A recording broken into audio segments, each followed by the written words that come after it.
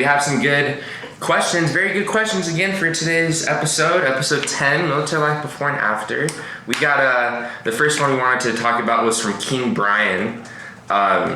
He asks, can you talk about athletics and stuff in the Navy? So I was in the Navy, right? He was in the Coast Guard. And but normally throughout all military bases, they have intramural sports, kind of like college, where you can have each different command or squadron has their own team that they can create. And then they have, for example, you played softball, or no, I played slow pitch softball on the base with my squadron, and then you played. I played basketball and flag football.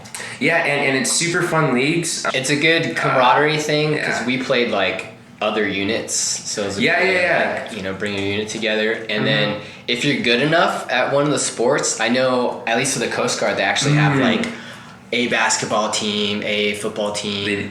They even have like a boxing whatever team, and if you're that good, like you can be on it. Yeah, no, I was gonna say there was this girl in my squadron. She was a really good softball player.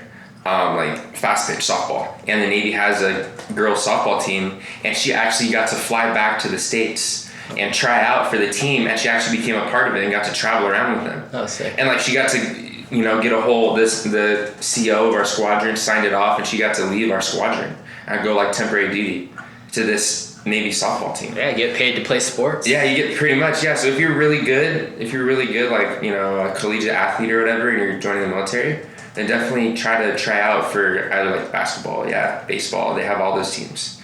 And the intramural teams are really fun though. I really liked playing with all the people, playing against your other squadrons too. Yeah. And other commands is fun. Especially if you beat them. Yeah. Question number 2 is from Cameron Dixon. He asks, how do you deal with the chain of command and like getting in trouble? And when people are yelling at you and chewing you out, like how do you deal with that?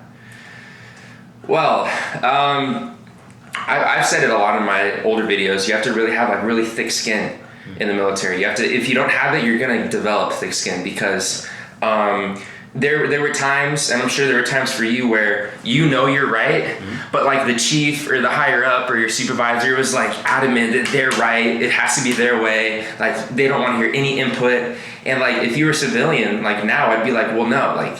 You're wrong, like this is how it is, like blah blah blah. But in the military you can't do that. Yeah. Or else you're gonna get in you'll get in a lot of trouble. Like it won't be good for you. I've had experiences where I've had really shitty chiefs and really good chiefs. My advice for that is if you have a bad chief and you're not a first, like if you're a third or second or below, try to go through your first. Hopefully you're lucky and you have some good chain of command. Yeah. Because then their job is to be the buffer between you and like your chief or something. If you have just overall bad command, bad leadership, it's hard. It's rough. It is really rough. Yeah, because you're right. Some commands, some squadrons just have bad leadership from the bottom up. And if you're in that situation, you can, I forget what it's called, but you're able to, if you have an issue with the higher up, for example, and you think they're being unfair, you can have a mediator come in and sit with you and that higher up and talk it all out. And you can have somebody mediate that. I forget, it's an actual position. It's an actual thing. I forget the name of it though, but I know the Coast Guard is really laid back compared to a lot of the other branches. So a few times I went over my, supervisors and I didn't really get in trouble.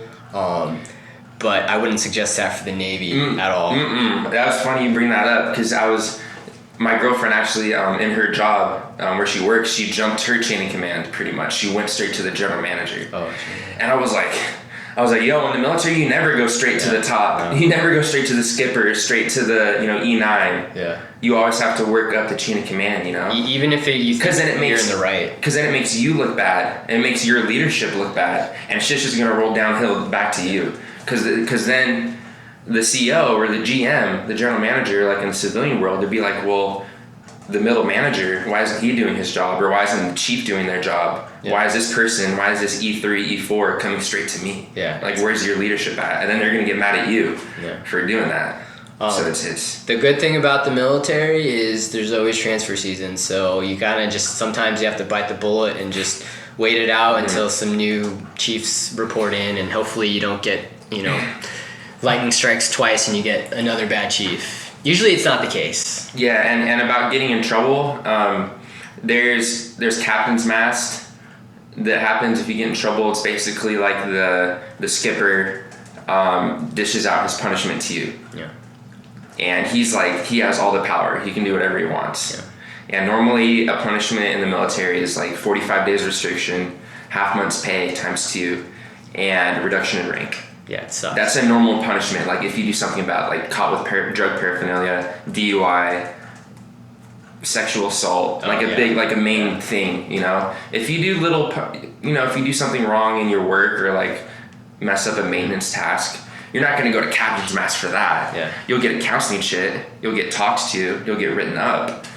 And if you get enough of those, then eventually it might go to captain's mast. But now this is where you being a hard worker comes into play, because if you bust your ass and they know you bust your ass, and then you mess up one night and you get in trouble, they're gonna totally take that into account. Because they ask all your supervisors before they dish out the punishment, like, what do you think of this person? And so if you have a good rapport with your supervisors and you're a good worker, then they'll probably be more light on you. Yeah, and they have the zero tolerance policy. Zero tolerance for drugs, zero tolerance for DUIs. But I've seen people get DUIs and get caught with drug paraphernalia and not get kicked out because, like you were saying, they're a hard worker. And the command knows that, like, the skipper, it's up to his discretion, so he doesn't have to kick you out, he can cut you a break. Yeah. And then that's when you'll get that punishment. 45 days restriction, reduction in rank, blah, blah, blah.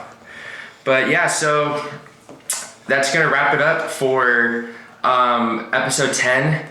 But we have some awesome stuff coming down the pipeline, like I said in my video yesterday.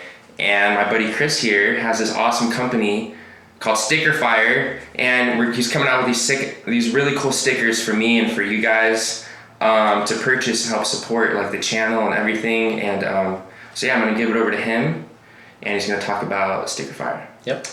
I just wanted to tell you guys about an exciting venture that I'm on. And we talk a lot about life after the military. Well, this is it. So I'll just give you a quick background. Myself and a buddy of mine who were both in the Coast Guard, we got out and we decided that we wanted to, do some sort of like business together, like an entrepreneur venture. That was kind of always my dream, and one of the reasons why I did get out of the military, because I would love to just kind of work for myself. Anyways, we came up with this idea called StickerFire, StickerFire.com. It's a sticker campaign website. So the idea behind it is if you got a cool design, or in like a non-profit charity, any kind of artwork, you can actually go to our website, you upload the image, and it creates a campaign. And you can set your campaign for however long you want it. Typically, we tell people to do it for at least a month.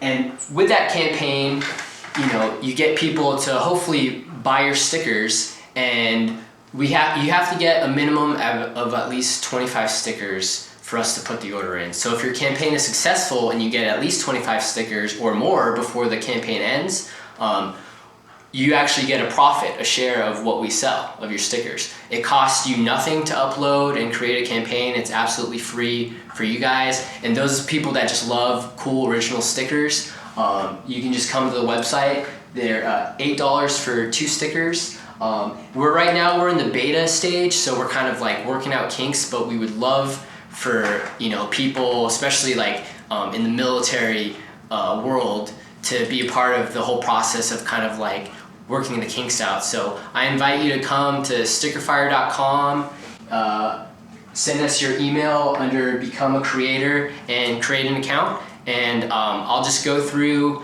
kind of the website real quick and just show you the ins and outs. And yeah. Hey guys, this is Chris from StickerFire, just doing a quick tutorial of the website to give you guys an idea of what it's all about. So here at the top, see that the most recent campaign that's uploaded will be featured on the homepage, so it's constantly going to be updating. Scrolling down here, here's a few samples of some of the campaigns we have started already. You can see that there's a status bar to see how many orders have been placed for that particular sticker, how many days are remaining. Down to the right, we have our online support. Austin and I are usually on there all day, every day, 24/7. So if you have any issues or problems, feel free to shoot us out a message and we'll help you out, walk you through whatever's going on. Saying a hi to Austin right now. So here you can see the different categories we have for our stickers. People that are into gaming, music, nonprofit. We have politics. The elections are coming up. So whatever type of category you feel like your sticker campaign fits with, we feel like we have the category to match it. Keep in mind this is the beta version, so we're working out any kind of kinks, and we really appreciate any kind of feedback you guys have about the website. So if you go click on create, we try to make it as easy as possible for people to upload their images and create their account. We have a really cool feature where you can choose several different backgrounds to get an idea, and actually it'll superimpose your image onto that background so you can actually see what your sticker will look like. I know a lot of people have stickers on their laptops, so check that out. Now these are die cast stickers, they're high quality stickers. The shape of the sticker is dependent on your image.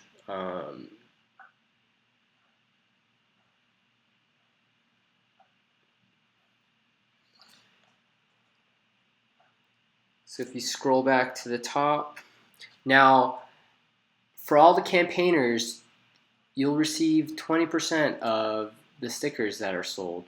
And for our top campaigner, we've got a contest going that you'll receive actually 80% of the profits made from your campaign. We also have another contest to win a free video game, because we know there's a lot of video game lovers out there. And so yeah, if you guys are interested, support veteran entrepreneurship, check us out at StickerFire and send us your email and we'll begin the process. Thanks, guys.